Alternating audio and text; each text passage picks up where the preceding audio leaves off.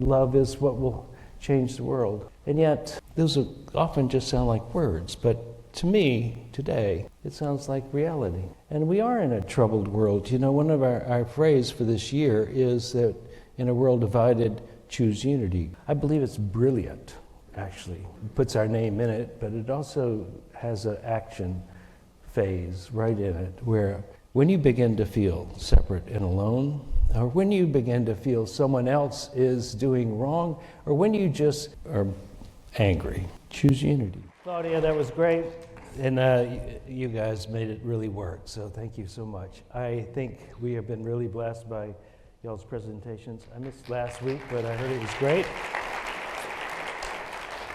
As many of you might remember, I was not here last week. Let me tell you what I was doing. I went to Cancun. I know, so sorry. I went to Cancun to be part of a Joe Dispenza workshop, which lasts 7 days. And it lasts usually 12 or 13 hours a day. There are about 3 hours of breaks in there, but you're doing energy work mostly. They call it meditations, but a lot of it's moving energy. In the course of that time, we're spending a lot of time on our hearts, coordinating the heart with the mind, allowing the heart and the mind to project a desired outcome, etc. But at the end of the week, kind of as a culmination, but not exactly, but toward the end of the week, they do healings. And what they do is they have we're in an auditorium, there are 2,100 people in attendance. And they turn the chairs from one row backwards and make a space where 6 people or 6 chairs are giving room for one person to lie down. I was chosen to be one of those people like 1 out of 6. For a healing, and it wasn't just 1, it was 3, and so over the course of that time period, I went through quite a few changes, because they did Friday, Saturday, Sunday. I'd already done like most of the workshop, and now it's Friday, Saturday, and Sunday. They're doing this, and the room is hyped up and ready to go. A very sacred moment. And they start the healing, and I went, gosh, I wasn't ready for that. I wasn't ready to be healed. And I noticed, and it churned in me like making cottage cheese, you know. And that was 1. Day 2, Saturday. I'm ready. Oh man, I'm ready now. I've worked through my thoughts. I'm ready. And then it didn't feel like there was any energy at all. It was like, huh. And then Goldilocks had its best day. Next day, I was ready. I was game face walking into the room, and so was everybody else. And the energy that was throughout the room, energy that was sent to me, was essentially from the heart, through the hands, to the person. So prior to going to Cancun, I had a couple of tests. One was an echocardiogram, one was nuclear or something or another test where they check how you, from the inside out with radioactive material, which does seem odd to me, but anyway, it seemed conclusive enough that my cardiologist said, let's do a catheterization. So on Thursday of this week, I did a catheterization, and you know, it's a pretty painless procedure. However, it does have pretty big consequences if it works or doesn't work or whatever the news is. And basically what they said was, we must have made a mistake. Your heart's perfectly clear in every way. And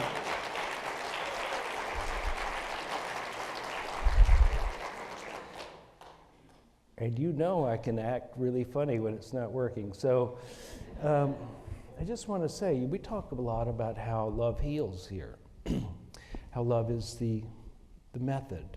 Love is what will change the world. And yet, those often just sound like words, but to me, today, it sounds like reality. And we are in a troubled world. You know, one of our phrase for this year is that in a world divided, choose unity. I believe it's brilliant, actually. It puts our name in it, but it also has an action phase right in it where when you begin to feel separate and alone, or when you begin to feel someone else is doing wrong, or when you just are angry, choose unity. Michael did a great job last week, and he brought up subjects that had been...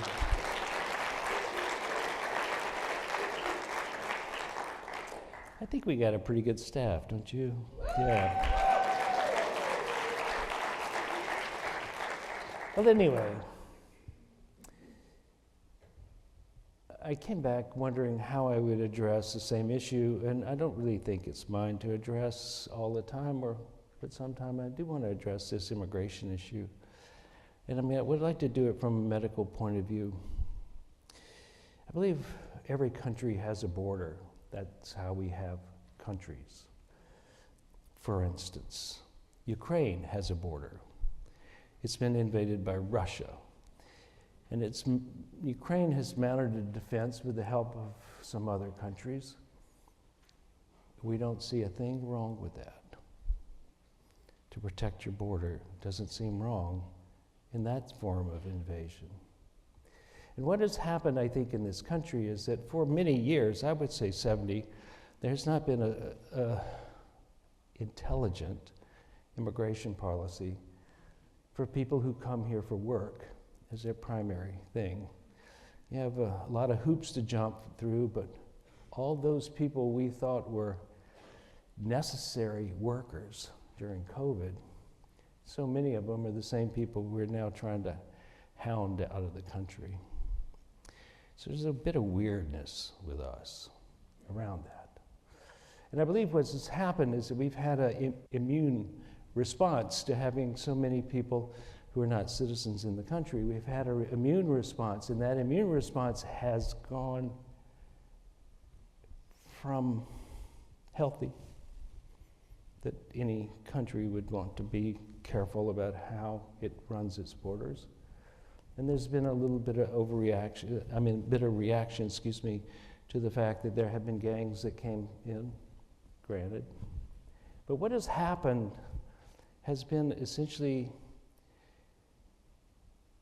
an allergic reaction, a dangerous allergic reaction. And so now we cannot tell food from foreigner.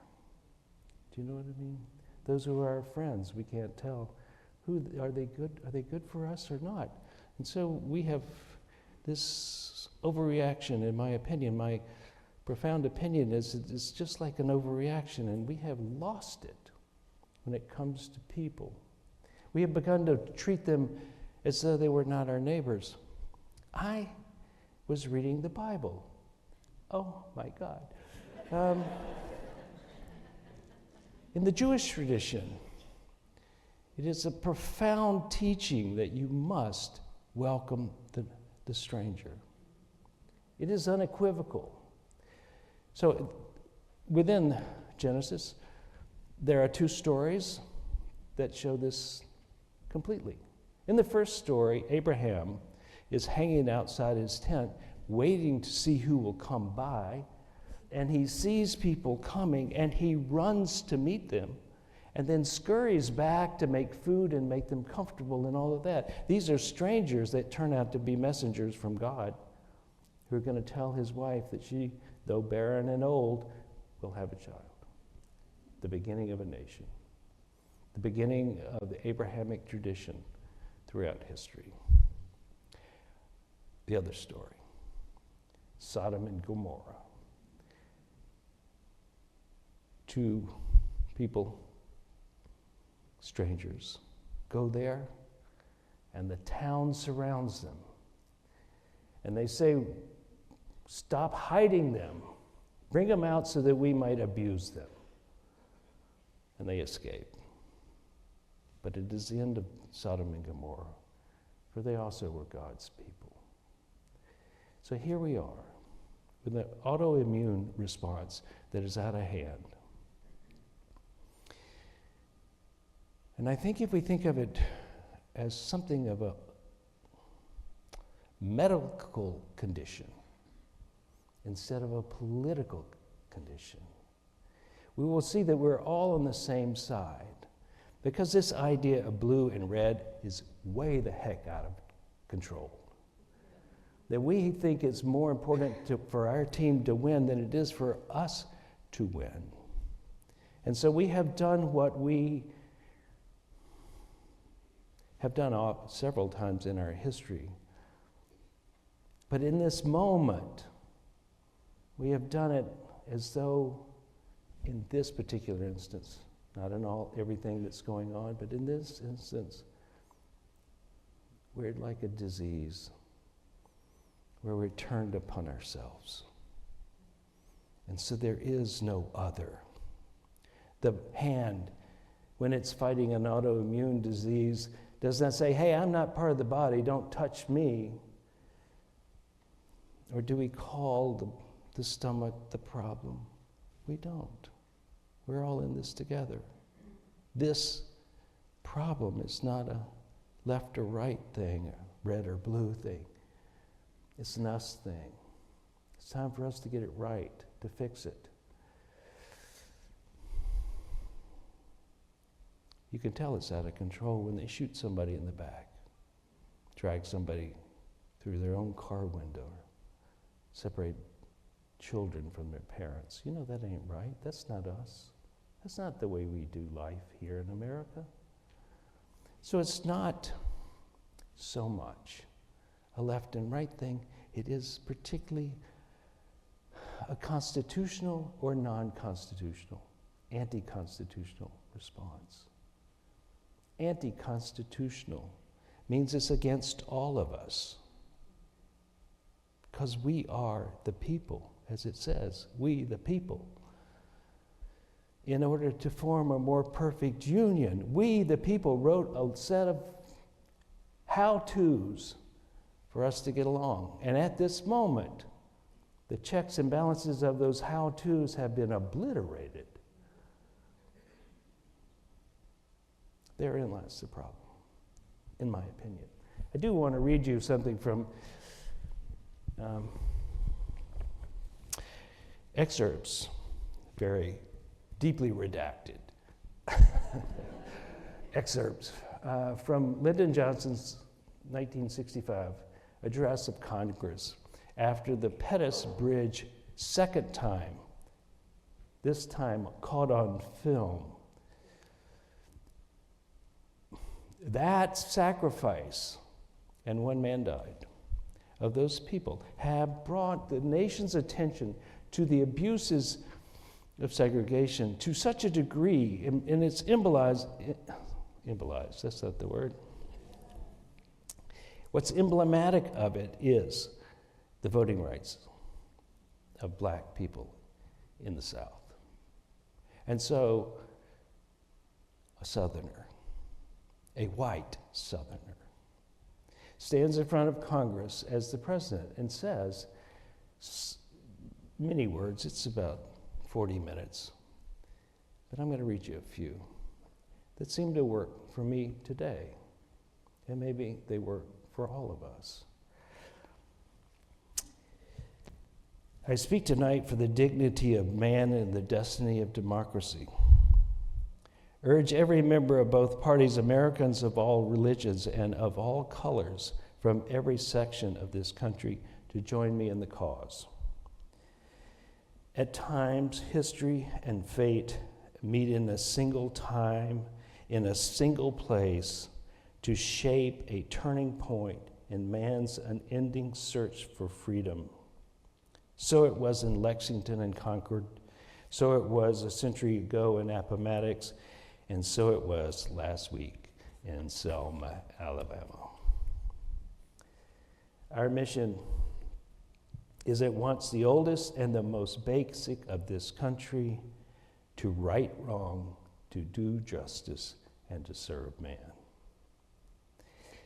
In our time when we have come to live with the moments of great crisis, Our lives have been marked with debate about great issues, issues of war and peace, issues of prosperity and depression, but rarely in any time does an issue lay bare the secret heart of America itself. Rarely are we met with a challenge not to our growth or abundance, or our welfare or security, but rather to the values and purpose and meaning of our beloved nation. For with a country as with a person, what is a man profit if he shall gain the whole world and lose his soul?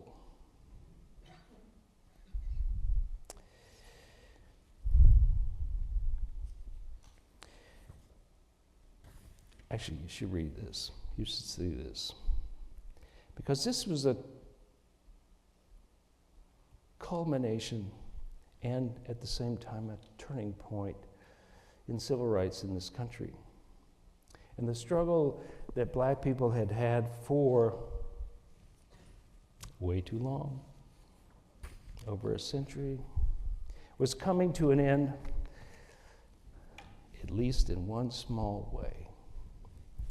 And what we have done since then has improved the lives of all of us, because we have broken down in so many ways those barriers to success that we had held black people with, so that we all might prosper in the process.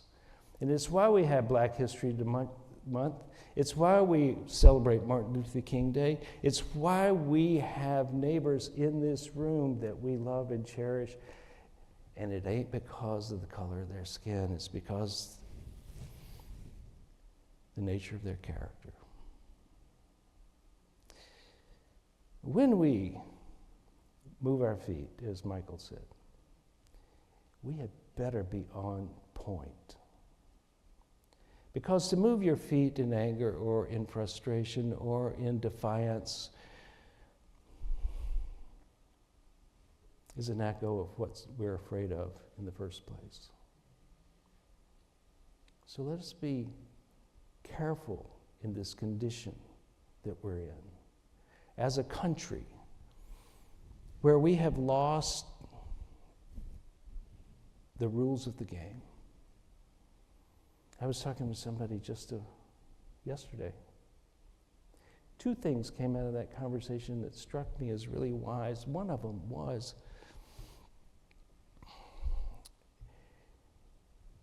I'm trying to remember the other one. One of them was that this could be the time, this very crisis time, could be the time in which we raise our vibration to a level that is sufficient to cause the revolution in the hearts of many, so that we as a country and we as a world begin to have a different relationship with everything. There is an African word called Ubuntu.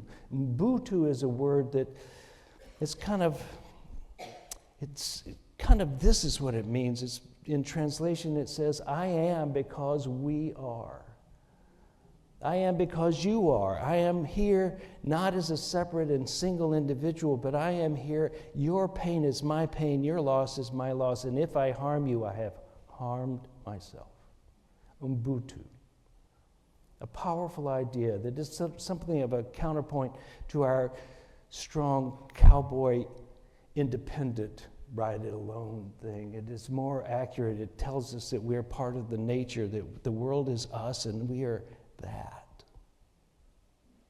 And while we have chosen it, as Americans so often to choose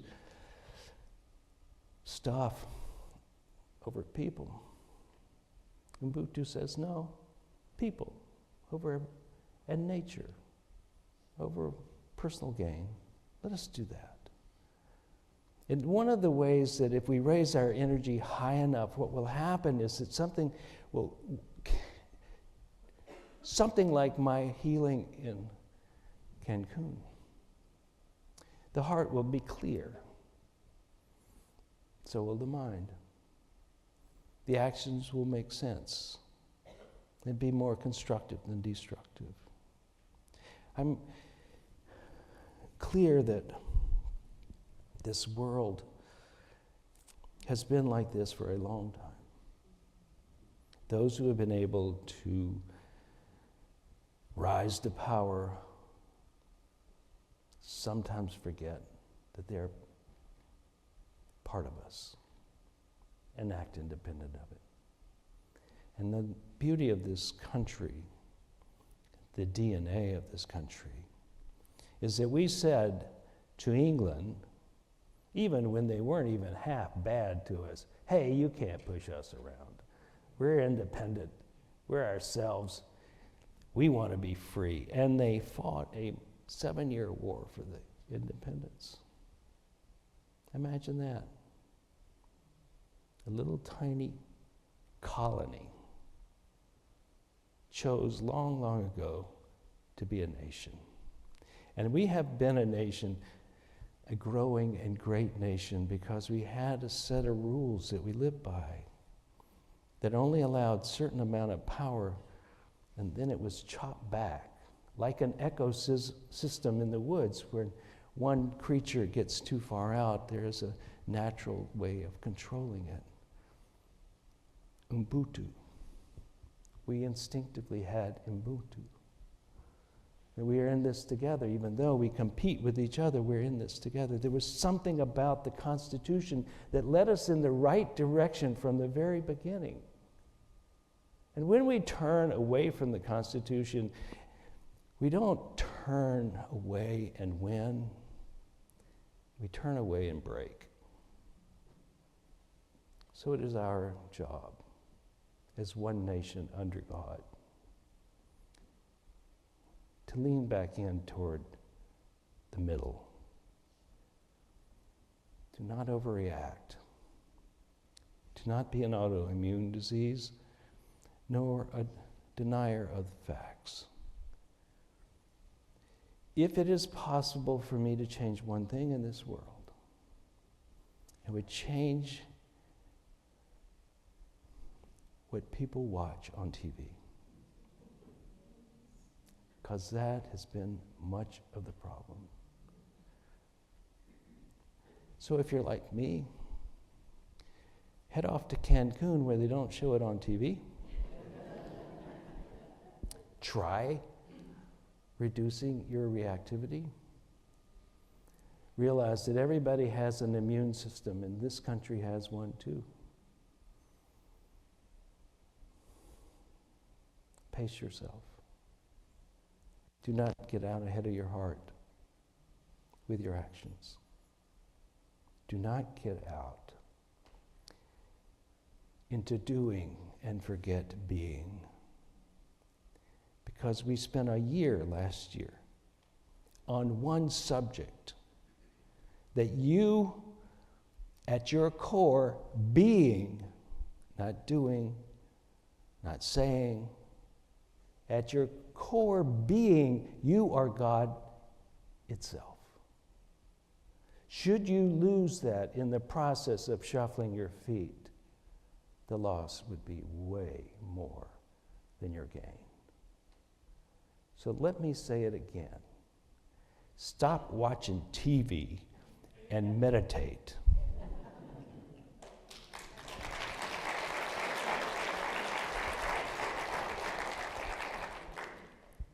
I missed you guys. Now I want us to be aware that we're organizing Unity for Humanity as a nonpartisan, as a solution-oriented, as a people-supportive thing. It's coming up soon. You'll hear about it. But just remember that that is the truth of all of us. At our hearts, we would rather love than win. One quick story. I've been talking a while. Thanks for listening. I did a meditation retreat many years ago. I only mention this because I think it will guide you toward your higher state of being.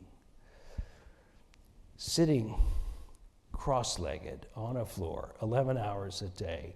At one day, I decided to have an argument with somebody who wasn't there.